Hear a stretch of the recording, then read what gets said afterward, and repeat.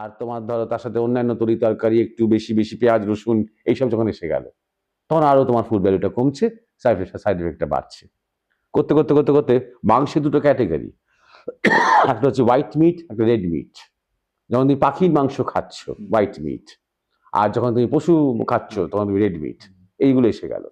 করতে করতে লাস্ট স্টেজে হচ্ছে তোমার ফার্মেন্টেড ফুড, যেমন ধরো ধরো অনেক দিন ধরে রেখে দেওয়া যে খাবার, প্রসেসিং করে রেখে দেওয়া টিনের মধ্যে, যেটা উত্তর ইউরোপের দিকে খুব লোকে খায়। রটেন হেডিং, মানে একদম পচে যাওয়া খাবার।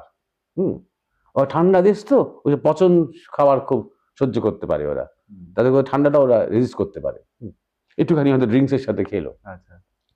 ওগুলো ওগুলো মদটাও তোমার দেখা যাবে যে এই 90% মদের ক্ষেত্রে মানে সাইড এফেক্ট, আর 10% ফুড ভ্যালু, এগুলো হয়।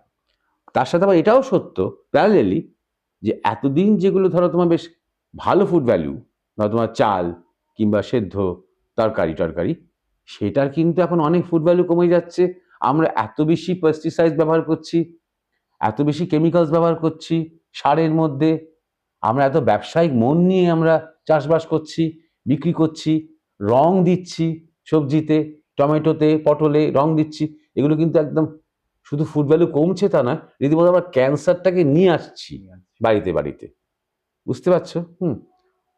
মাছ খেতে গেলেও তোমার দেখবে প্রচুর ফরমালিন দেওয়া, প্রচুর ওষুধ দেওয়া, প্রচুর গরুর দুধ বাড়ানো হচ্ছে ইঞ্জেকশন দিয়ে। তুমি ফল খাবে, তুমি কলা, সেখানেও তো ইঞ্জেকশন দেওয়া, আমি হয়তো মানে কার্বাইড দেওয়া, মানে সবকিছুতে অনেক কিছু দেওয়া, কেমিক্যালস অনেক কিছু ব্যবহার করা, মানে সরাসরি প্রকৃতির কাছ থেকে আমরা দেখি। হ্যাঁ, এগুলো গুরু মহারাজ বলছেন প্রকৃতি থেকে যেগুলো অন্তত হতো ডাইরেক্টলি, এখন সবকিছুই প্রসেসড হয়ে যাচ্ছে। সুতরাং একদম আদিতে পুরো আর কিছু থাকছে না। এবং মানুষেরও ক্ষমতা আছে, কারণ মানুষেরও জেনেটিক একটা ইভলিউশন হতে হতে না আস্তে আস্তে মানুষ অনেক কিছু কিন্তু এগুলো হজম করতে শিখছে এখন। প্রথম জেনারেশন হয়তো 2-3 জেনারেশন আগে এগুলো পারতো না, চটপট লোকে মানে মানে কষ্ট পেতে মারা যেত।